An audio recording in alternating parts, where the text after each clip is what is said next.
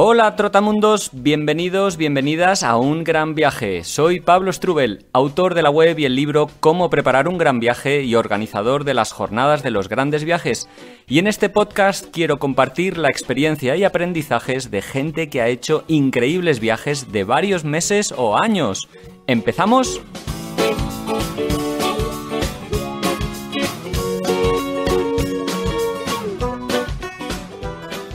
Hola, amigos, amigas, ¿qué tal? ¿Cómo va todo? Bueno, espero que muy bien, que hayáis tenido una buena semana, un buen fin de semana, o bueno, depende cuando escuchéis esto, como siempre digo, espero que os esté yendo muy bien y sobre todo con ganas de iros de viaje conmigo y con Javier de la Cruz, un viejo conocido de este programa, porque si estás muy atento o si eres de los primeros que escuchaban los podcasts, tal vez recuerdes que en el número 12...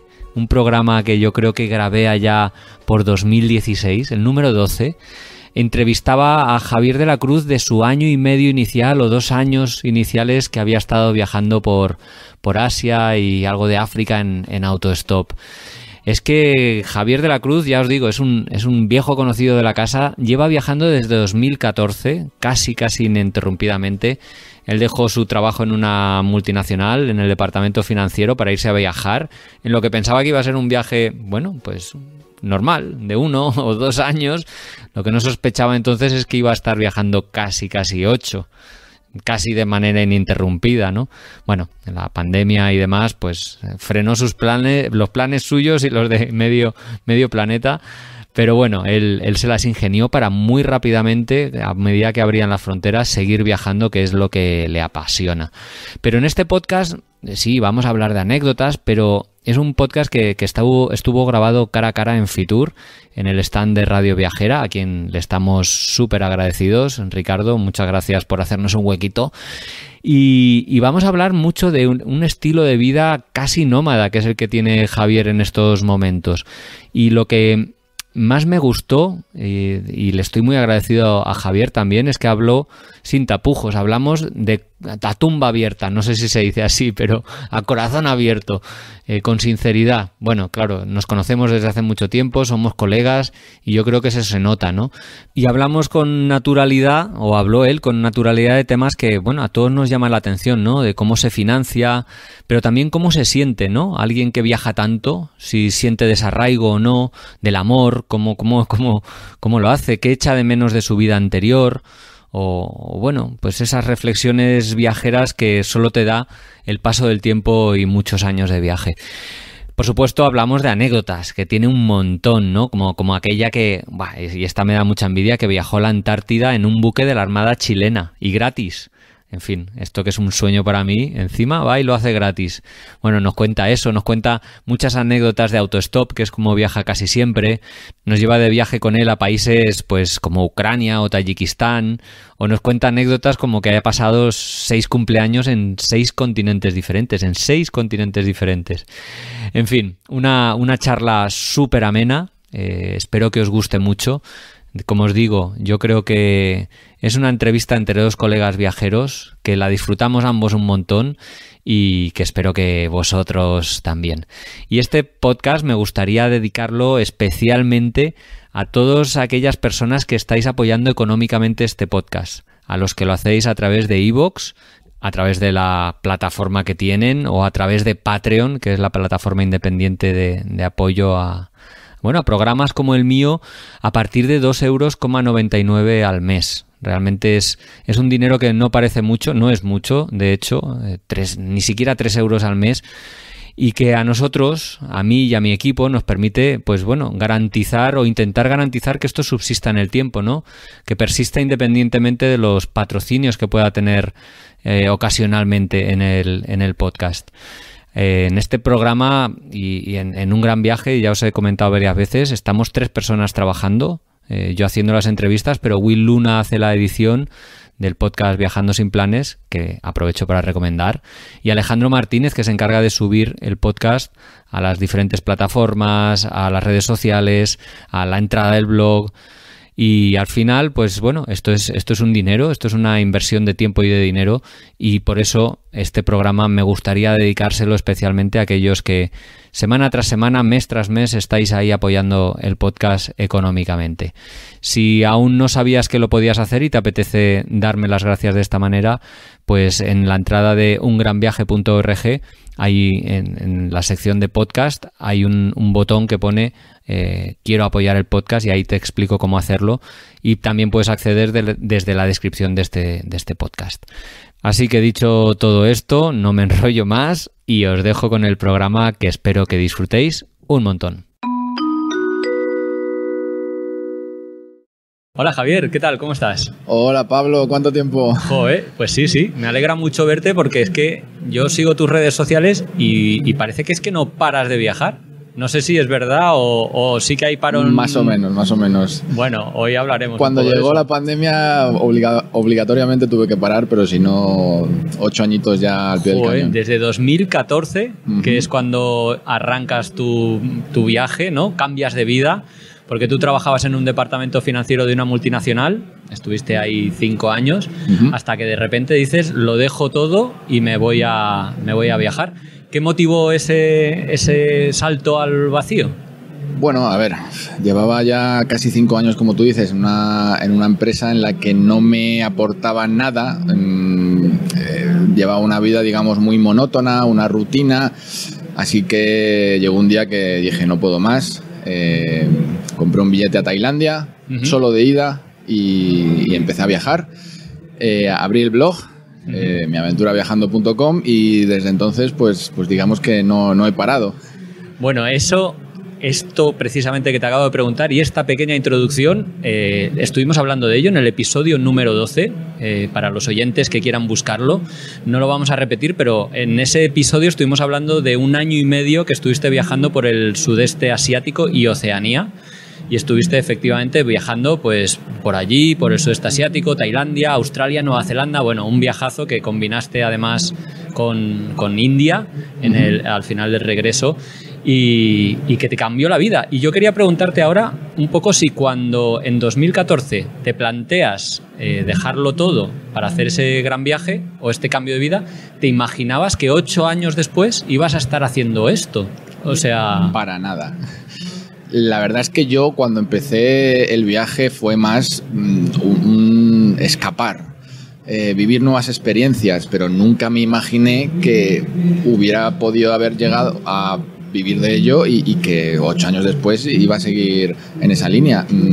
Digamos que todo ha venido muy bien rodado, me lo he tenido que trabajar obviamente, pero nunca, ni en mis mejores sueños hubiera pensado que 8 años después iba a estar en esta situación. ¿No te cansas de viajar tanto? Es una pregunta bastante recurrente, pero no, a ver, a mí me encanta viajar y es verdad que viajo de manera muy lenta, el slow travel. Entonces, si yo estoy cansado en algún momento durante el viaje, paro, no pasa nada. Puedo pararme 10 días, 15 días en una ciudad, no necesariamente tiene que ser la ciudad más bonita del mundo, pero si en ese momento necesito, porque físicamente y psíquicamente necesito parar, paro y ya está. Y luego volver a España, volver a ver a la familia, a los amigos, también es necesario. Pero rápidamente, a los 2-3 meses, cuando sea, ya me entra otra vez el gusanillo y me dan ganas de viajar de nuevo. No me he cansado hasta ahora y no sé si me cansaré, no sé lo que pasará en el futuro. Pero ahora lo que me apetece es seguir viajando y es lo que hago porque es lo que me pide el cuerpo. Sí, la verdad es que además eso, si lo vas combinando con periodos en casa, digamos, acabas equilibrando muy bien esa balanza del nomadismo, pero también pues los conforts de estar con la familia, en tu propia cultura y demás. Cuando vienes a España, vienes a Madrid y vienes a casa de tus padres, ¿o dónde pones el campamento? Sí, la verdad es que, y más estando como están los pisos de caros, no tiene mucho sentido alquilarme nada cuando a lo mejor voy a estar 2 meses, 1 mes y medio. Es que yo en cualquier momento me da el venazo y me voy, ya no te digo a viajar 2 años, pero me puedo ir 15 días a un lado, 1 mes a Jordania o 20 días a Egipto. Entonces ¿qué sentido tiene alquilar algo si no voy a estar aquí? Pues sí, me voy a casa de mis padres, que por una parte pues no me da la independencia que me daría estar en un piso yo solo, evidentemente, pero bueno, si estoy mucho tiempo fuera, pues también está bien estar con ellos. Bueno, ahorro dinero porque al final un piso es carísimo, entonces bueno, aquí en Madrid pues sí, estoy con ellos.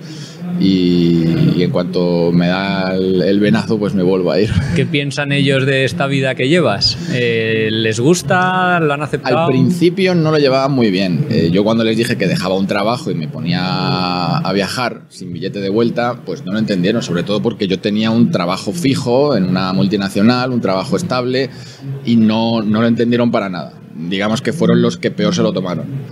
Pero cuando fueron viendo que yo iba siendo feliz, que me iba gustando lo que estaba haciendo, que ya el blog empezó a tomar forma, que ya empezaron los primeros ingresos, ya digamos que se empezaron a acostumbrar, y ahora ya después de 8 años ya han perdido la esperanza de que yo vuelva a ponerme una corbata, digamos. O sea, nada, ya son mis fans número 1. ¿Echas un poco de menos, bueno, un poco tu vida anterior de estabilidad, al menos salarial, por ejemplo, o de bueno, vivir como vives también tiene muchas incertidumbres, ¿no? Sí, no es una vida perfecta, obviamente, tiene cosas negativas, pero no echo de menos nada de mi vida anterior. O sea, nada. Sí, antes tenía un salario fijo todos los meses, bueno, pero ¿de qué me sirve? O sea, ¿de qué me sirve tener dinero si lo que estoy haciendo no me llena?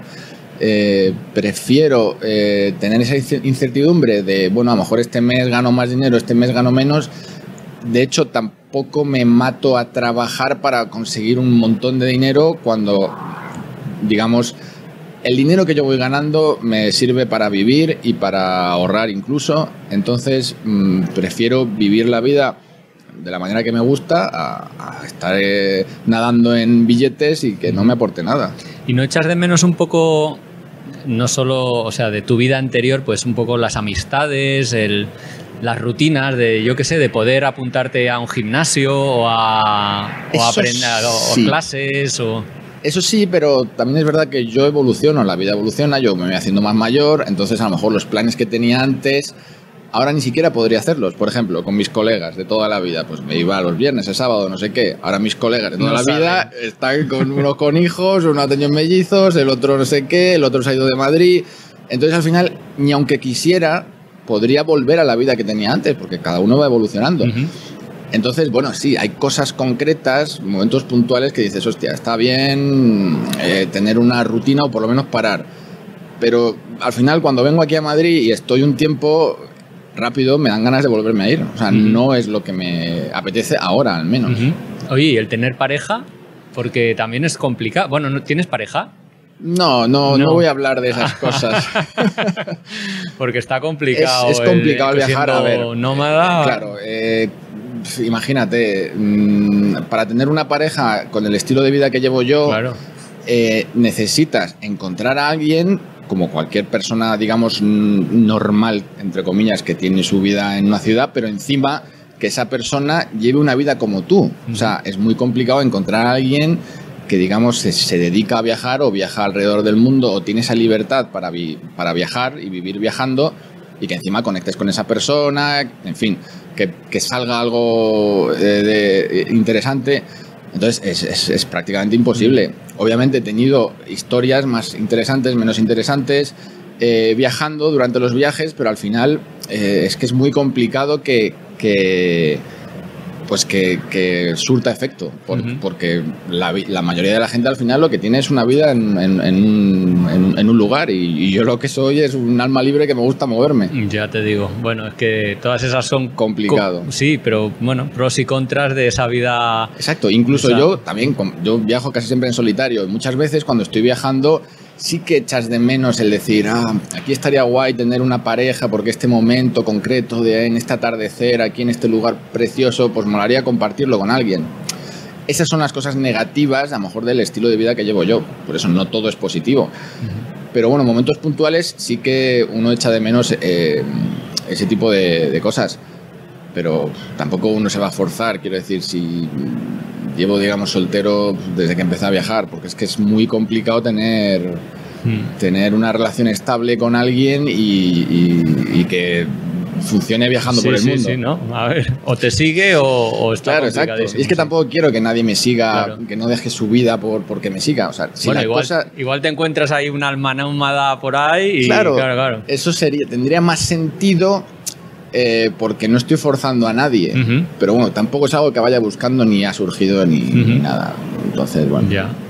Oye, tengo la otra pregunta que nos ha enviado Ricardo por internet. Ya sabéis, los que estáis escuchando, que podéis enviar preguntas, grabarlas, de hecho, a través de ungranviaje.org. Hay un botón que dice grabar audio o algo así, ahora no recuerdo muy bien exactamente cómo. Y Ricardo se ha animado a enviarnos esta pregunta hacia ti. Hola Pablo, mi nombre es Ricardo. Pues mi sugerencia es la siguiente. Yo creo que el tema financiero es un tema que como pregunta es interesante. Yo pienso que el saber de dónde saca la gente los recursos económicos para viajar durante tanto tiempo, pues es algo que nos interesa a todos los que nos gusta viajar, pues para coger ideas, etcétera. Y esa es mi propuesta. Venga, un saludo y muchas gracias por el podcast. Bueno, como ya ves, el tema de la pasta... bueno, preocupa, o bueno, más que preocupa, sí, es una gran duda que tienen muchos viajeros y aprovecho y un poco te pregunto, ¿no? ¿Cómo haces para financiarte los viajes? ¿O cómo ha sido la evolución? Porque al principio seguramente tú te ibas de mochilero con los ahorros y poco a poco fuiste, bueno, haciendo del viaje un modo de vida. Sí, claro, ¿cómo lo has conseguido? Cuando me compré ese billete a Tailandia y empecé a viajar por el sudeste asiático, todos los gastos corrían de mi parte. Viajaba muy económicamente, en hostales, descubrí lo que era, por ejemplo, el couchsurfing, alojarme en casas de gente sin gastar dinero. Entonces, hacer mucho autostop.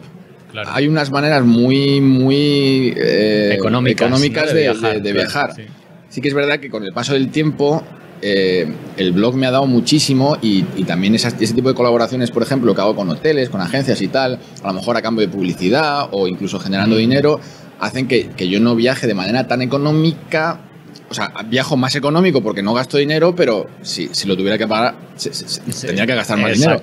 Pero claro, al final yo estoy viviendo de esto, entonces necesito generar ingresos e incluso no gastar. Así que ahora lo que hago muchísimo son ese tipo de colaboraciones que me hacen que yo ahorre prácticamente casi todo el dinero, por decirlo de alguna manera. O sea, obviamente comer, en las cervezas, todo eso me lo pago yo.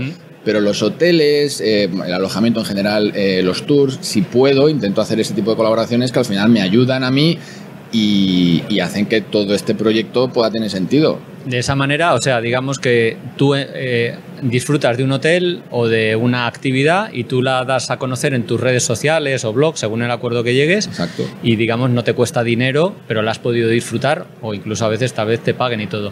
Pero en cuanto a ingresos, ¿de cómo obtienes ingresos? Los ingresos vienen generalmente pues en el blog, tema afiliados. Sí. Si la gente contrata, no sé, lo típico, un seguro de viaje, Skyscanner, Booking, alojamientos, todo eso que la gente contrata a través de mi blog, yo me llevo una comisión y desde ahí genero ingresos. Eso por una parte. Luego también organizo viajes a la gente. Llegó un momento al principio que a lo mejor recibía muchos mensajes de gente, emails, que querían que le ayudase con sus viajes.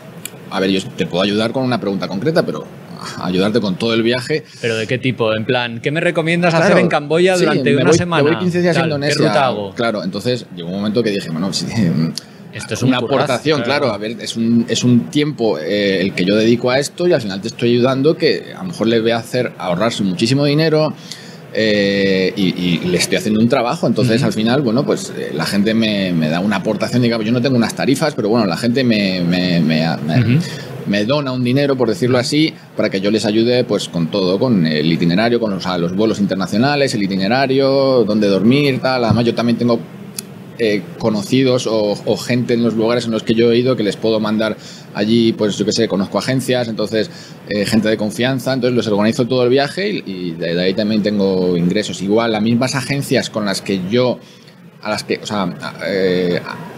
cuando yo les envío gente, ellos al recibir gente de mi parte, yo también me puedo llevar una comisión, entonces al final tengo ingresos por diferentes vías que me dan el suficiente dinero como para que yo pueda seguir viviendo de esto y viajando al mismo tiempo. ¿Y escribes artículos así o redes sociales para marcas? ¿O eso? Lo he hecho alguna vez, pero no ni por ejemplo gente escribe en mis blogs. Yo tampoco cobro porque la gente escriba en mi blog.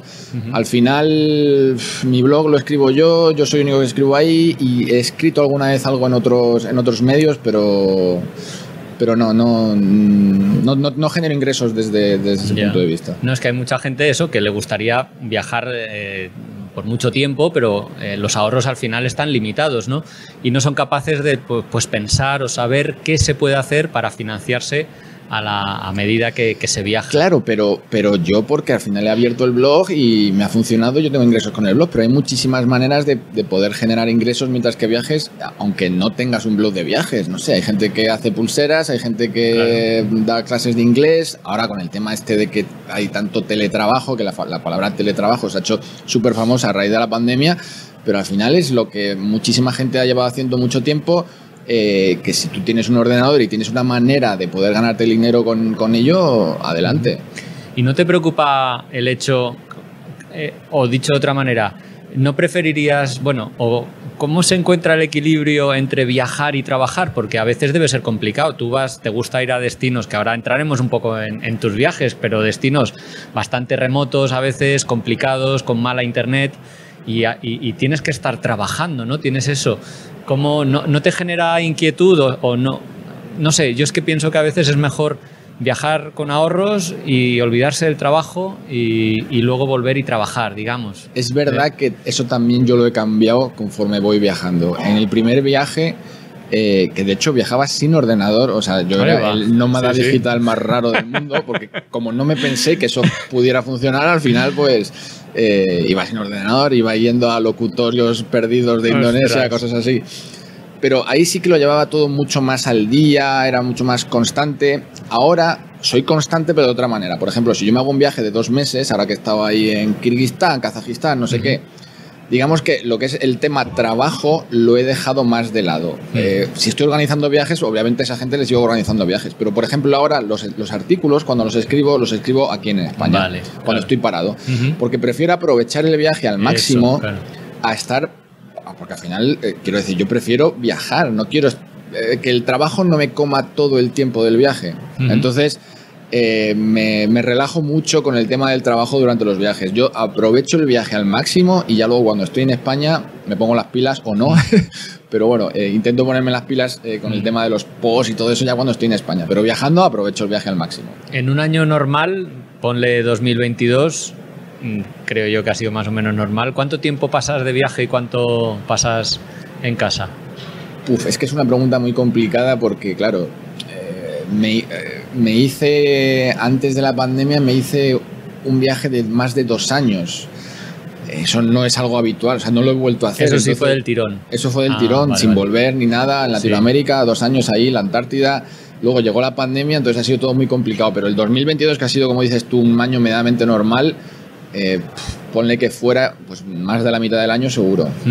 Pero claro, todavía arrastramos un poquito el tema de la pandemia, que al principio del 2022 no era tan fácil. Yo he viajado igualmente en pandemia, pero bueno, al final hay muchos destinos que todavía no estaban abiertos y demás. ¿Cómo te gusta viajar? ¿Cómo es un viaje o cómo viajas últimamente, digamos? ¿En transportes públicos, a dedo, solo, organizando algo o siempre independiente? ¿Cómo es Javier viajando? ¿O cómo disfruta más? Mi manera ideal de viajar, digamos, es en solitario, de la manera más local y económica posible. Si puedo hacer autostop, hago autostop, porque me parece una manera súper enriquecedora de viajar. Conoces gente continuamente, es como la adrenalina de no saber quién es el siguiente que te va a recoger, si vas a estar 10 minutos o 1 hora esperando. Entonces, si puedo hacer autostop, hago autostop. Si no, transportes públicos y aviones, a no ser que sean distancias enormes, los cojo muy poco, es verdad, porque ya te digo, por ejemplo, te pongo el ejemplo de Latinoamérica. 2 años en Latinoamérica me lo recorrí por tierra todo salvo a lo mejor un momento puntual en Argentina que era pues para irme a Ushuaia, pues tuve que ir en avión, pero si no, en tierra, buses, yo me tomo buses de 24 horas con el baño roto en Bolivia, que unas historias, y tengo historias para aburrir de ese tipo. Entonces, bueno, a ver, no es la manera más cómoda de viajar, pero es la que me gusta. Me gusta viajar, digamos, como los locales y además es más económico. El autostop, que mucha gente le tiene mucho miedo, sobre todo en España. Los oyentes de Latinoamérica yo creo que tal vez menos. ¿Es tan peligroso como se rumorea que es? ¿O cuántas experiencias chungas de verdad has tenido en los miles de rides que te han dado? Hay mucho mito sobre eso. Y mira, sobre todo las que tienen mucho miedo son las chicas. Yo he escuchado a muchas chicas diciendo que cómo va una mujer a hacer autostop con todo lo que le puede pasar y tal. Conozco muchas chicas que hacen autostop, incluso en Latinoamérica. O sea, quiero decir que son países que a lo mejor son un poco más inseguros, no porque seas chica, sino porque te puede pasar cualquier cosa en momentos puntuales o en lugares puntuales. Pero, vamos, en el 99% de las ocasiones en las que tú vas a hacer autostop, no te va a pasar nada y todo va a ser cosas positivas. La gente que te va a parar en la calle es porque es gente que realmente está interesada en llevarte y vas a tener conversaciones brutales y vamos, o sea, ¿qué te puede pasar? A ver, obviamente hay gente mala hay en todo el mundo, pero igual que si tú vas en el metro y te roban la cartera, pues yo de verdad le recomiendo a todo el mundo que lo intente alguna vez, y cuando lo intente y vea que de verdad no pasa nada, se dará cuenta de que es una manera muy, muy buena de viajar. A lo mejor no te vas a poner a viajar en Brasil entre dos ciudades que pues es que te puede pasar cualquier cosa, pero en lugares, no sé, Australia, Nueva Zelanda, yo qué sé, yo he hecho autostop en Kirguistán, no sé, en España es que está prohibido, ese es el problema. Entonces aquí tenemos una imagen muy, pero hace 60 años, bueno, 60, que narices, 30 años, vamos, que mi padre se iba en autostop a la mili todos los días, o sea, bueno, yo se lo recomiendo a todo el mundo. Si te digo que me cuentes una anécdota de autostop con fin feliz, digamos, ¿se te ocurre alguna, te viene a la mente así alguna... Bueno, peculiar? Sí, me acuerdo, especial. me estoy acordando ahora de una en Australia, que esto fue muy gracioso. El día de Navidad me recogió un tío que era exactamente igual que Papá Noel, con una barba enorme, en un coche, no sé, un coche único en el mundo, que me dijo él que era el único modelo que había en el mundo, así súper antiguo, no sé qué. Yo me quedé diciendo, hostia, esto ¿qué está pasando aquí? A ver si es Papá Noel de verdad, ¿no?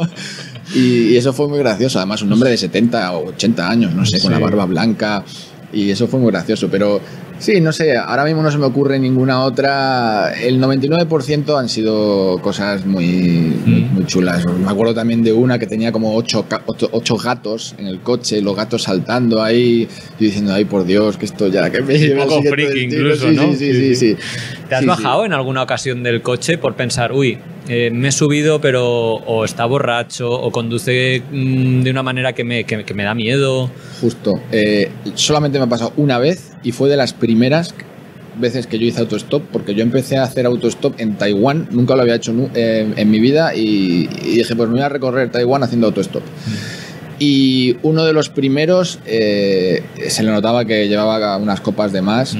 Y, joder, yo era bastante inexperto y me puse un poquito nervioso, y ya de una manera bastante conciliadora, intenté decirle que al final no quería ir al destino donde iba a ir. Que te habías equivocado. Claro. Vaya. Y él insistiendo, oh, no, tal, yo te llevo hasta allí. Y yo ya le veía que yo diciendo... Así que en un momento tal le dije, vamos a parar aquí, tal, que quiero comprar algo y tal.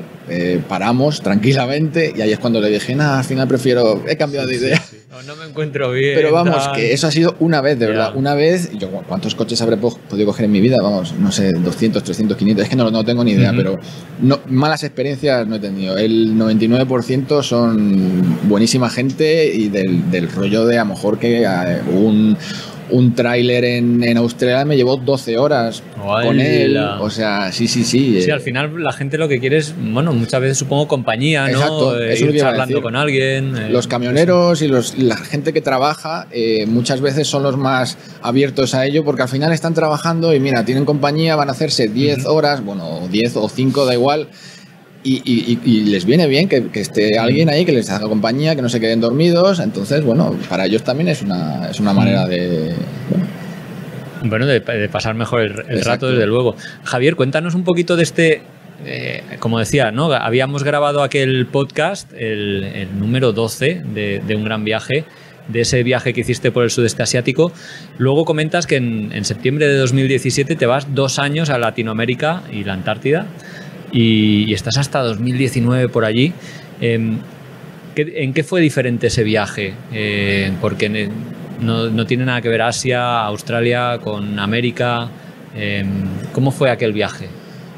Bueno, yo ya tenía la experiencia del primer viaje. Al final, en el primer viaje todo era nuevo para mí. Nunca había viajado como mochilero, nunca había viajado tan lejos, nunca había viajado en solitario. El segundo ya fue en ese aspecto diferente. Pero claro, Latinoamérica, a ver... la seguridad, por ejemplo, es algo a tener en cuenta. Claro, por ejemplo, hablando ahora que estamos hablando del autostop, hay lugares en los que yo no me voy a poner a hacer autostop porque son inseguros, incluso tomándote un bus como para hacer autostop. Yeah. Entonces, bueno, la manera de viajar a lo mejor fue diferente. Pero, no sé, Latinoamérica hablan español, eso es un punto súper positivo. De hecho, una de las razones por las que yo acabé... A ver, hablo bien inglés y además viajando he podido mejorar mi inglés de manera enorme, pero me apetecía expresarme en mi idioma, hacer las bromas en mi idioma, que la gente me entendiera, poder comunicarme con todo el mundo en español. Entonces, bueno, Latinoamérica tenía esa ventaja. Uh-huh. Y ¿Qué recorrido hiciste? Empecé por Colombia y me recorrí pues todo Colombia. Estuve 3 semanas por el Amazonas en barco, bajando desde Colombia hasta Brasil. Luego estuve viajando por todo Brasil, pasé fin de año en Río de Janeiro, me fui a Iguazú, en fin, luego Argentina, Chile, toda Latinoamérica, menos Venezuela, que lamentablemente en aquella época, bueno, ya ahora igual, pero hace 4 añitos estaba muy complicado entrar. Entonces, bueno, hice Perú también, Paraguay, Ecuador, todos los países de Sudamérica, y luego crucé a Centroamérica, me hice todos los países de Centroamérica. Vale. Luego México, Cuba y la sorpresa de la Antártida, que eso fue inesperado y que también ¿Eso fue al final? Eso fue, no, a la mitad. Claro, cuando yo pasaba por Chile, te cuento si quieres. Me encantaría, porque no solo te lo pregunto yo, sino que lo pregunta Ana y Carlos, que el otro día puse en Instagram que íbamos a estar conversando y me dijeron que nos cuente cómo se fue a la Antártida, que le apetece mucho y a mí es algo que me apetecería hacer algún día. ¿Cómo fue? Porque además, bueno, no avanzo nada porque sé un poquito, pero... Sí, es que digamos que es una manera muy rara o muy diferente para visitar la Antártida, porque la mayoría de la gente que va a la Antártida, de los pocos que van a la Antártida, porque ¿cuánta gente conoces que ha ido a la Antártida? La gente generalmente no va a la Antártida. La poca gente que cuesta, claro, 6.000, 8.000 euros. 10.000 euros una 10.000. semana. Ahora me parece que últimamente los precios están bajando porque ya digamos que como que a lo mejor están viendo ahí un negocio, pero es muy caro ir a la Antártida. La gente no va a la Antártida. Entonces, bueno, yo viajando por allí era un sueño que tenía, porque al final era un sueño de verdad. Lo que pasa es que yo no iba a pagar ese dinero. Bueno, total que cuando estaba ya por Chile recibo un mensaje de una chica que era española y que quería abrir una página de Instagram, quería dejar ella su trabajo con su novio y querían comprarse una combi y viajar por el mundo. Y bueno, me preguntaban unos consejos de Instagram y tal, y yo una semana después iba a Santiago. Y ellos vivían en Santiago. Me fui a Santiago, quedé con ellos, me tomé unas cervezas, coincidía que era el Mundial de Fútbol, me vi el partido de España, bueno, todo muy bien. Y fue el chico el que me contó que existían unas plazas, unas vacantes en él era de la Armada chilena. Vale. Que ahí está la clave. Entonces, me contó que había unas pequeñas plazas para gente que no fuera ni de la Armada, ni investigadores o gente que fuera a trabajar allí, que si tú presentas un proyecto a la Armada, existe la posibilidad de que ellos te lo acepten y vayas con la Armada chilena a la Antártida. Entonces yo dije, esto suena muy bien, pero ¿qué voy a presentar yo? O sea, quiero decir, yo no tengo ni idea ni de animales, ni de pingüinos, ni nada. Y bueno, con el tema del blog, pues al final pues, les presenté un proyecto un poco para dar a conocer la labor que hace la Armada en la Antártida. Esto fue en junio cuando yo se lo presenté, que me personé yo allí en las oficinas de la Antártida. Sí, ahí en Valparaíso. Me lo trabajé al final. Y ponle 5 meses después, ya en noviembre, cuando yo ya iba por Perú, estaba ahí por Machu Picchu, más o menos por esa zona, recibo un email de la Armada, hemos aceptado tu solicitud, en 15 días tienes que estar en Punta Arenas, que es el lugar más al sur de Chile, y puedes venirte con nosotros 3 semanas a la Antártida. 3 semanas. Sí, fue brutal. Yo, claro, no lo dudé. Me fui para allá y la experiencia, de verdad, es una de las experiencias más brutales que he vivido yo nunca, porque la Antártida no hay un lugar así en el mundo. Sí que es verdad que a lo mejor no tiene mucha variedad, porque es un lugar pues todo blanco, montañas, súper bonito, si es lo que te gusta, la naturaleza. Estás rodeado de 1000 pingüinos, ves focas marinas y ballenas y poco más, no te creas tú que hay más, pero la experiencia de estar allí y encima vivirlo con la Armada en un buque de guerra, vivir como ellos lo viven, no sé, fue todo súper especial. Además podía bajar a lo que es la Antártida, poder caminar por allí, no es estar solamente en el barco. O sea, la experiencia fue espectacular. ¿Qué tal te acogieron? Porque de repente eras un civil en un entorno de militares, ¿no? Bueno, a ver, éramos unos pocos, ponle civiles, claro, las plazas que habría, no sé cuántos serían, pero no sé, a lo mejor 20 o algo así. Éramos 20 personas que no éramos de la Armada o investigadores, aunque la verdad es que si te soy sincero, yo creo que fui el único que presenté algún proyecto, porque los otros eran amigos primo del capitán de no sé qué, casi todos eran chilenos. Y bueno, y ahí yo medio que al final fueron unas vacaciones, porque lo disfruté muchísimo, y no, la gente es súper simpática. De hecho, no solo ellos, los chilenos, para mí, yo tengo un muy buen recuerdo de aquel país, de toda Latinoamérica en general, pero los chilenos, y con esto más, me acogieron muy bien. Y si no me equivoco, además, en ese viaje cumpliste años. Que menudo regalazo este viaje por la Antártida, cumpliendo años. Y creo que has estado cumpliendo años, bueno, por medio mundo. ¿Dónde has...? Sí. Eso es una anécdota muy graciosa, porque incluso hablé hasta con el libro Guinness de los récords. Porque cumplí 6 años consecutivos en 6 continentes diferentes. Ahí va.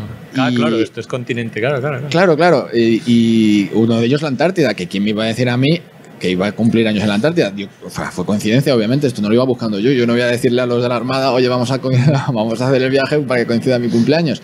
Entonces todo empezó, pues cuando me fui a Asia, y los 30 los cumplí en Asia, los 31 en Oceanía, los 32 me pilló en Europa, los 33 en América. No, los 33 en la Antártida, los 34 en América, y ya los 35, ese ya sí que lo hice aposta, porque dije, voy a cerrar el círculo, y como me pilló aquí en España, me compré un billete a Marruecos, y los 35 los cumplí en Marruecos. E incluso, ya te digo, que hablé con el libro Guinness, porque me parecía muy, que no suene a fantasioso, pero es muy complicado que la gente cumpla años en continentes diferentes y que uno de ellos sea la Antártida. Quiero decir, si alguien ha cumplido años en la Antártida es porque iba a trabajar allí o lo que sea, pero esa gente no creo que se ponga a viajar por el mundo a cumplir años en continentes diferentes. Y hablé con el libro Guinness y me mandaron un poquito a la mierda. Pero porque me dijeron que no era un récord que se pudiera superar. Que claro, no hay más continentes. Y que como ya había pasado, o sea, los récords en los libros Guinness tiene que ser algo que digamos que tienen que dejar constancia, pero que no había una manera lícita de que yo pudiera demostrar eso. Pero bueno, como anécdota está guay, a ver, es interesante. Ya te digo. Oye, en ese viaje estuviste en otro lugar que me apetece, aparte de la Antártida, evidentemente de Galápagos. Ajá. ¿Cómo es viajar? ¿Cómo es ese mundo? Esas islas. Para mí las tengo en el corazón, de verdad. Yo que soy enamorado de los animales, las Galápagos es... de hecho, de Latinoamérica, los 3 puntos así, digamos... Bueno, la Antártida no es Latinoamérica, pero la Antártida, el Amazonas y Galápagos fueron los 3 momentos claves de ese viaje. No sé si tú bucearás. Sí. Pues sí, entonces, sí, además... claro, es que es un paraíso. Es un paraíso ya no solo del buceo, sino de los animales en libertad. Eso de ir caminando por la playa y que haya iguanas tranquilas tomando el sol ahí, lobos marinos, y que no tengan miedo de ti, porque están acostumbrados de alguna manera, porque hay muchos, bueno, no hay tantos turistas, pero bueno, hay turistas, pero conviven tranquilamente, no están encerrados en jaulas, o sea, y hay no se asustan, tantas especies, es una maravilla. Y el buceo, tiburones, no me salen ahora estos que tienen los ojos así. Los martillos. Eso. Tiburones martillo, en fin, muchísimas variedades de animales que no vas a ver en otro lugar del mundo. Yo te lo recomiendo de una manera... Una pasta. Es caro, el problema, ¿no? Sí, es caro. Es caro. Ahí, claro, yo parto un poco con ventaja porque ya te digo, como comentábamos al principio, pues puedo hacer colaboraciones con agencias y en ese sentido sí que puedo ahorrarme un dinero. Pero claro, al final, pues ponle que hacerte un buceo, a lo mejor son $200, cosas así. O sea, es caro. Es caro, pero si te lo puedes permitir o si ahorras un dinero y tal, merece muchísimo la pena. Es una pasada. ¿En qué momento decides intentar lo de las colaboraciones? O sea, sobre todo, por ejemplo, colaboraciones son para compartir las actividades en Instagram, por ejemplo, o en el blog. En un principio fue más el blog. Digamos, ¿con qué volumen para alguien que esté escuchando esto que diga, no, es que yo no tengo casi visitas en mi blog? Claro, pero todo el mundo tiene que empezar de alguna manera. Yo cuando empecé tampoco tenía...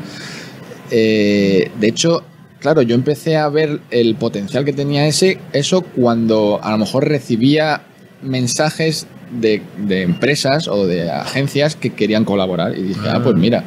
Entonces yo ya, cuando estaba por el sudeste asiático, al principio, yo todo esto empecé a hacerlo a puerta fría. O sea, en Vietnam, en los hoteles, yo iba en persona. Literalmente llamando a la puerta. Hablando con ellos y diciéndoles, oye, mira, a ver, claro, yo estaba empezando, tengo un blog, si te interesa, que a lo mejor si me alojo aquí, pues a cambio de publicidad, bla, bla, bla. Luego vi que eso no tenía ningún sentido hacerlo así y lo empecé a hacerlo pues, por adelantado. Mandaba emails y cuando fui a Filipinas, pues dije, pues voy a mandar emails a muchas escuelas de buceo. Y a ver si les interesa esto. Y vi que funcionaba, que en todos los sitios a los que yo iba a ir, por lo menos había una o dos, las que fueran, que si les interesaba hacerles publicidad. Entonces, bueno, pues fue todo así un poquito creciendo.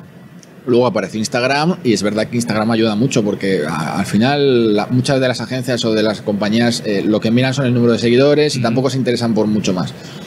Y claro, es importante tener un número, digamos, grande de seguidores, pero no sé cuál es el límite, porque yo tampoco tengo 2 millones de seguidores. Entonces, bueno, al final, si les interesa tu trabajo y lo del blog es muy importante, porque al final el blog queda para siempre. Instagram son una historia, bueno, sí, son 24 horas, pero eso desaparece. El blog es algo que va a quedar para siempre. Entonces, yo creo que le doy más importancia al tema del blog que a las redes sociales para hacer ese tipo de colaboraciones. ¿Cómo fue para ti, cómo llevaste la pandemia y aquellos meses o un año? No me lo recuerdes. Mal, ¿no? Sí, fue... Sí, fue... ¿Te pilló estando en España cuando hubo el...? Me pilló en España, sí. De hecho había vuelto hacía 3 meses o así del viaje de Latinoamérica, que menos mal, mira, pude hacer el viaje entero de Latinoamérica, pero claro, imagínate el cambio que fue de estar 2 años viajando con una libertad absoluta por el mundo, yo solo tal no sé qué, a estar encerrado en casa de mis padres porque me pilló aquí, que luego por otra parte al principio dije, qué infierno esto, me hubiera gustado que me pillase por ahí, pero bueno, luego al final por lo menos estaba acompañado. Pero sí lo llevé bastante mal porque me cortó las alas totalmente. Y no solo eso, sino que pasé de tener los ingresos X que tuviera a 0, literalmente, porque claro, mis ingresos vienen de gente que viaja. Si la gente no viaja, yo no tengo ingresos.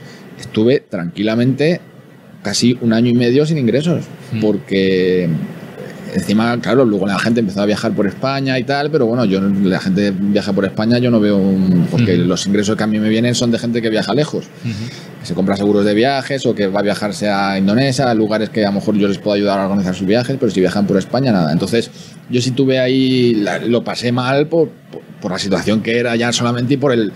No solamente me afectaba por la propia situación, que era pues, malo y todo. Sí, la emocional, claro, digamos, pero la económica también. Enseñar la televisión y era lo peor. Pero bueno, luego al final, claro, a mí personalmente pues me afectó muchísimo. Pero también te voy a decir que yo viajé durante pandemia bastante más que el 99% de la gente. O sea, yo en el año 2020 me recorrí los países, los Balcanes, por ejemplo. O sea, quiero decir, estuve en Albania, estuve en Serbia, en Montenegro, en Bulgaria. O sea, intentaba viajar no solo por España, sino irme a países en los que estuvieran las fronteras abiertas, que aquello también fue una historia. Que no te pidieran PCR, cosas así. O sea, todas las restricciones que había en todos los países, yo iba buscando una alternativa para no tener que pagar PCRs, bla, bla, bla, todo eso. Entonces me buscaba la vida, que era muy complicado, pero lo pude hacer. Y aún así, durante pandemia viajé, pero claro, no todo lo que me hubiera gustado, obviamente. Ya. ¿Notaste que la gente te tratara diferente? Que, bueno, claro, si no habías estado nunca en Balcanes es difícil comparar, pero supongo que en esos meses después de la pandemia, cuando todo estaba muy caliente todavía, no sé si como que la gente estaba recelosa, más distante a tratar con el desconocido. Pero claro, es que es difícil como no se puede comparar, porque yo lo noté cuando viajaba por España, justo en junio cuando abrieron, 2020, me fui a hacer un viaje de 4 meses en bici por España. Y notabas que la gente te hablaba, o sea, se separaba de ti, ¿no? Y claro, lo que mola, a lo que nos gusta, yo creo que a ti y a nosotros, a mí y a los oyentes, es hablar con la gente, el contacto, meterte en la casa de la gente, que te inviten. Pues esto no pasaba, claro. Yo creo que por allí no se vivía el coronavirus tanto como en España. Aquí en España nos tocó muchísimo. O sea, aquí en España la cosa fue muy heavy, que como pegó, pero por aquellos países la gente era más aquello no está pasando nada. Lo que sí noté es que por ser español, al estar tan mal las cosas en España, sí que tenía. De hecho, tengo una anécdota que no es que sea muy buena, pero mi idea, cuando estaba en Albania, mi idea era cruzar a Kosovo. Y en la frontera me dejaron tirado, en la frontera de Albania con Kosovo, que tampoco es una frontera, quiero decir, suena ya de noche, muerto de frío. Iba en un bus en el que al único que no me dejaron pasar fue a mí. ¿Por qué? Por ser español. Hola.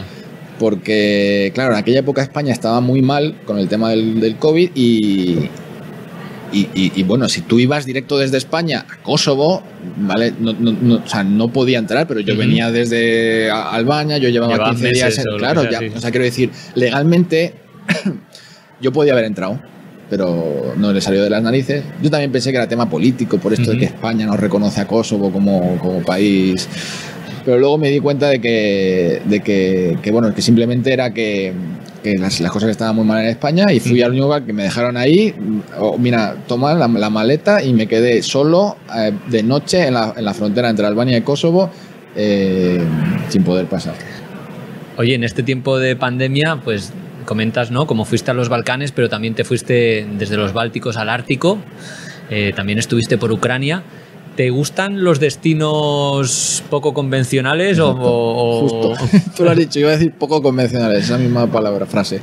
No, porque está en la parte trasera de lo último que se deja para ver en Europa es donde fuiste tú. Es que, ¿para qué voy a ir a Roma, a Londres y a París si ahí es donde va todo el mundo? O sea, me gusta, digamos, descubrir países que a lo mejor no son tan turísticos o no visita tanta gente. Ya no solo por el hecho personal de descubrirlos, porque me gusta visitar lugares así, sino también mostrarlos, porque al final ya como, digamos, tengo un blog de viajes y puedo mostrar a la gente los lugares a los que voy, me apetece mucho descubrirle a la gente países. O sea, bueno, me has hablado concretamente de eso, pero te voy a dar un salto en el tiempo porque justo hace 5 meses o así estuve recorriendo Asia Central y estuve en países que la gente ni siquiera sabían que existían, como Tayikistán. O sea, yo cuando dije que iba a Tayikistán, a Kirguistán, a Kazajistán y a Uzbekistán, hay gente que decía, pero no te inventes países. Es eso, sí. O sea, de verdad. Y sí, y en Europa pues igual, pues estuve en Moldavia. ¿Cuánta gente ha ido a Moldavia? Pues, Y Ucrania, la verdad es que fue, claro, ahora después de todo lo que ha pasado toma más relevancia, porque claro, estuve hace un año y justo unos mesecitos después empezó la guerra. Pero sí, me gusta ir a lugares poco turísticos porque bueno, al final yo creo que se enriquece uno de otra manera. No voy a decir más, pero de otra manera. Esto en 2021 o 2022 es cuando estuviste en Asia Central. Cuéntame un poquito tus sensaciones de esa región del mundo, que yo le tengo muchísimo cariño porque trabajo ahí como guía, pero por ejemplo en Tayikistán hace mucho tiempo que no voy, desde 2005, ya casi hace 20 años, wow. Dios mío, pero... Seguro que ha cambiado mucho. Bueno, no lo tengo tan claro, porque es un país, yo creo, bastante pobre, hecho polvo. Yo recuerdo muchos cortes de electricidad, las carreteras eran un desastre, bastante pobreza en general. No sé cómo... Bueno, es de los 4, sí que es verdad que es el que menos tiempo estuve. También porque tienen ahí, bueno, tú lo sabrás bien, hay un conflicto ahí bastante importante entre Tayikistán, Kirguistán y Uzbekistán. Hay unas fronteras ahí entre los tres que llevan disputándose desde que la Unión Soviética se fue al carajo.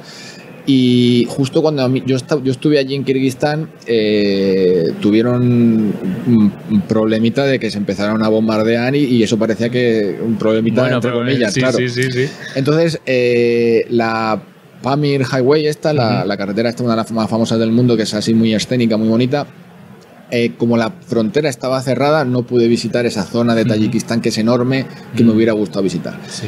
Pero el resto de Tayikistán que visité, se nota la diferencia con Kirguistán, con Uzbekistán y con Kazajistán. Se nota que son mucho más pobres, tienen menos recursos y sobre todo que reciben muchísimo menos turismo. Si es que yo creo que no encontré prácticamente, bueno, yo creo que era el único. El resto de turistas, ¿sabes qué? Eran rusos, porque ya, claro, sí. Todos han empezado a huir. Bueno, ahora han empezado, pero quiero decir, cuando empezó la guerra, todos salieron echando patas de Rusia y todos se han ido estableciendo precisamente en esos países, en Kazajistán, en Kirguistán y en Tayikistán. Sí. Entonces, pero a ver, volviendo al tema, recomiendo 100% y enormemente que la gente vaya a Asia Central, porque es brutal. A mí me flipó. O sea, si te gustan los paisajes, el trekking, las montañas, todo eso, Kirguistán es un paraíso, es una maravilla. Tayikistán también tiene su zona igual. Uzbekistán, historia, la ruta de la seda. Kazajistán, una mezcla de todo. O sea, no sé, a mí me encantó. Me encantó. ¿Y la gente qué tal? ¿Te recibió bien? Porque suelen ser un poco... Bueno, no sé si decir ariscos, no, pero yo creo un poco distantes. No sé, al menos de primeras. No tuve, bueno, no tuve quizá esa impresión. Sí que es verdad que a lo mejor hay gente más... a lo mejor quizá los que vienen más de Rusia puede que sean un poco más fríos, porque hay mucha mezcla entre los que son así de Rusia, los que vienen de Mongolia, los que vienen de Turquía. Pero todo bien, no tuve ninguna mala experiencia y no puedo decir nada negativo de la gente de por allí. Bueno, ¿qué me cuentas de los últimos países donde has estado? Jordania, Egipto, Israel, Palestina. Me has hecho aquí una lista y de verdad es que te faltan muy poquitos. ¿Cómo es visitar Palestina hoy en día? Ese territorio... A ver, estuve poquito. Le quedan los días contados. Sí, dentro de poco. Sí que es verdad que me hubiera gustado estar más. Estuve en Israel y Palestina por casualidad, porque no tenía pensado ir. Pero precisamente cuando estaba en Kazajistán, la idea era volver a Europa directamente. Sí. Porque mi hermana estaba embarazada, que ya ha tenido un niño. Enhorabuena. He sido tío por primera vez. Y me cancelaron el vuelo, así que me busqué las castañas para volver de una manera un poco económica. Y la verdad es que lo más económico era volver. Me compré un vuelo a Abu Dhabi y de ahí a Israel. Y estuve solamente una semanita. Entonces, bueno, no pude descubrir Palestina como me hubiera gustado. Pero ya solamente el hecho de estar en el coche y cruzar una frontera medio inventada, con un montón de militares, preguntar, por ejemplo, hice un tour ahí en Belén, preguntarle al guía muchas preguntas, a lo mejor que son un poco comprometidas, y se notaba como que no quieren hablar de muchas cosas, no sé si tendrán miedo a lo que la gente pueda decir o a lo que ellos puedan decir. Entonces, bueno, sí, es un tema complicado, pero no lo pude visitar tanto como me hubiera gustado. ¿Hay algún país que no quieras visitar por motivos tal vez éticos o, pues eso, Myanmar, que al final es una dictadura, o Cuba, que también, o yo qué sé, ¿no? No, pero es que, quiero decir, la gente que vive ahí no tiene culpa de lo que los gobiernos hagan. Entonces, estuve en Myanmar y he estado en Cuba, y es que son países impresionantes, pero por la gente. O sea, bueno, y por los paisajes y todo lo que tú quieras, pero quiero decir, me da igual lo que el gobierno haga. Si yo lo que visito es por otros temas. Además, esa gente que vive del turismo también necesita de los turistas para poder vivir. Entonces, no tengo ningún país, nunca me habían hecho esta pregunta, pero no tengo ningún país en mi lista negra para no visitarlo nunca. Claro, yo por ejemplo hablaba con Enrique Alex, que él es gay, y entonces dice, bueno, yo es que no quiero ir a países en los que está penado claro, eso lo entiendo. Las prácticas homosexuales e incluso cosas a veces incluso triviales, ¿no? Como muestras de afecto en público que le pueden causar problemas. Y bueno, lo entiendo, claro, perfectamente, claro, pero es otra situación diferente, la verdad. Oye, ¿2023 va a ser el año de África o qué? ¿Qué pasa con África? Pues justo. ¿Sí? Vamos, no lo sé seguro, pero tengo muchas ganas y no he empezado todavía, digamos, a organizar nada, ni siquiera a mirar los países que podría ir, pero sí, le tengo muchas ganas y si todo va bien y me hago un viajecito largo, el viajecito próximo largo va a ser África. Es porque que en el repaso que hemos estado haciendo... Nada. O sea, he estado en Marruecos y Egipto, que es África del Norte, pero quiero decir, a mí me gustaría ir al sur, a safaris, o sea, bueno, safaris por decirlo, a la zona donde están los safaris, tema ya... zonas completamente diferentes a las que ya he conocido y le tengo muchísimas ganas. Lo que pasa es que sí que es verdad que a lo mejor es un continente un poco más complicado que otros, pero bueno, hombre, la con experiencia, las tablas que llevas, tío, estás más que preparado. Es muy exigente, te pide mucho, pero te da mucho.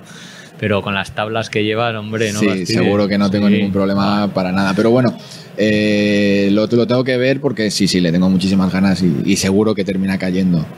Javier, ¿te parece? Bueno, es que se nos está acabando el tiempo. Yo es que... Se me está pasando volando. Y a mí también, es que es una faena esto. Pero bueno, oye, esa suerte que tenemos de estar aquí conversando hoy gracias a Radio Viajera, que nos ha puesto el estudio y estamos aquí encantados con estos micrófonos y un técnico de emergencia. Tenemos a Ricardo, al dueño, aquí al mando de los controles.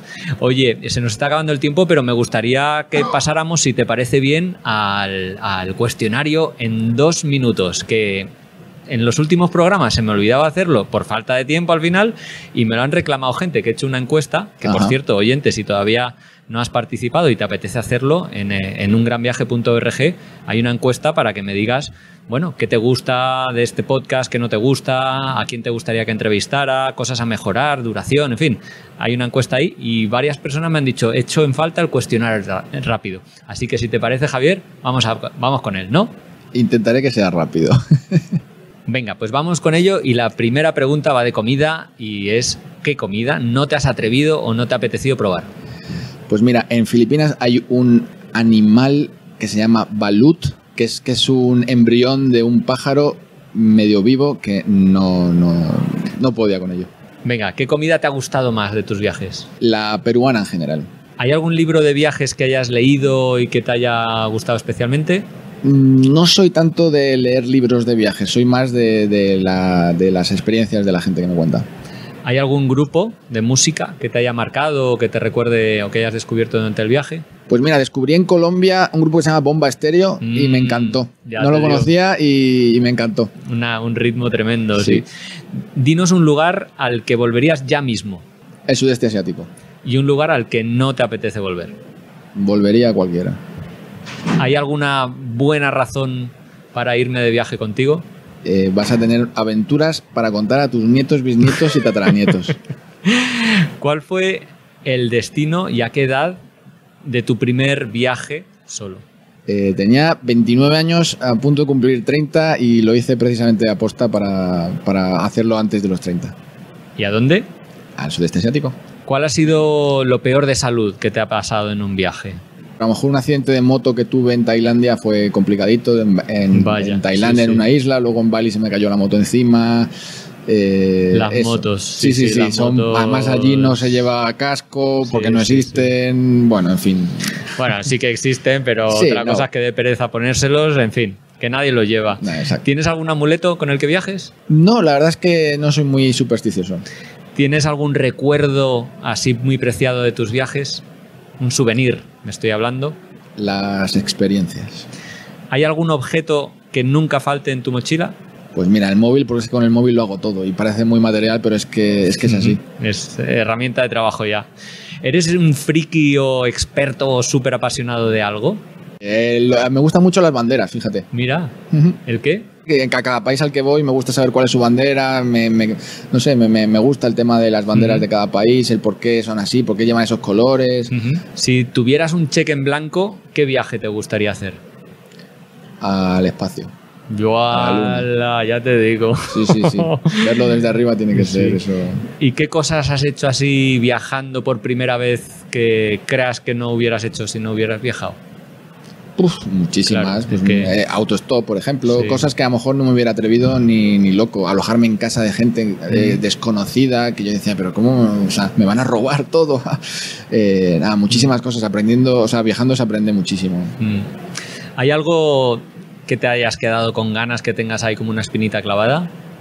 Sí, bueno, mira, por ejemplo, Isla de Pascua no estuve, cuando estuve por Latinoamérica, pero al final a todo se puede volver, o sea, a todo se puede ir por primera vez, quiero decir, no tengo uno concreto. Y ya para cerrar, hablemos de dinero, que antes hemos hablado al principio, pero ¿sabes cuánto presupuesto manejas mensualmente de media?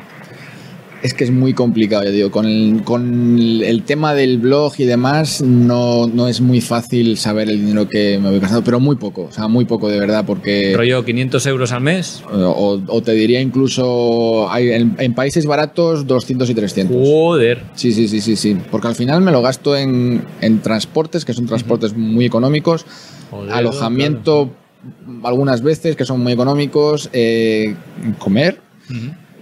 algunas cervezas, tal, no sé qué, pero... Claro, los extras caros o actividades... eso generalmente al final intento hacer de colaboraciones, entonces me gasto muy poco dinero, eso es verdad.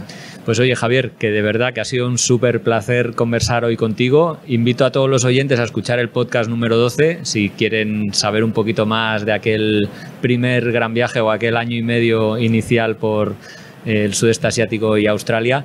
Y me gustaría acabar, simplemente preguntando, para quien sepa o quien quiera saber más de ti, de tus viajes, cuáles son tus redes sociales que hemos mencionado y tu página web.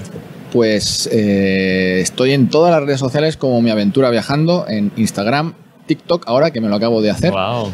Sí, vais a verme dando bailecitos por ahí, no. Bueno, Twitter y Facebook igual, y en el blog, por supuesto, miaventuraviajando.com. Y nada, decirte a ti que muchísimas gracias por esta charla tan amena, siempre es un placer. Enhorabuena, por cierto, por el premio que te dieron el año pasado, justo hace un año. Efectivamente, sí. Eres un crack y es un placer estar aquí contigo hablando de viajes. Lo mismo digo. Bueno, te seguimos con envidia, algunos desde casa. Muy bien. Venga, hasta pronto, Javier. Chao.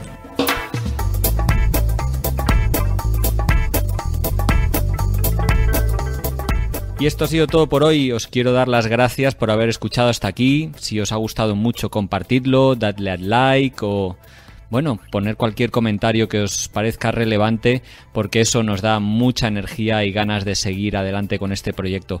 Un saludo a todos los oyentes de Radio Viajera, iVoox, iTunes, Spotify o allí donde nos estés escuchando, y hasta la semana que viene.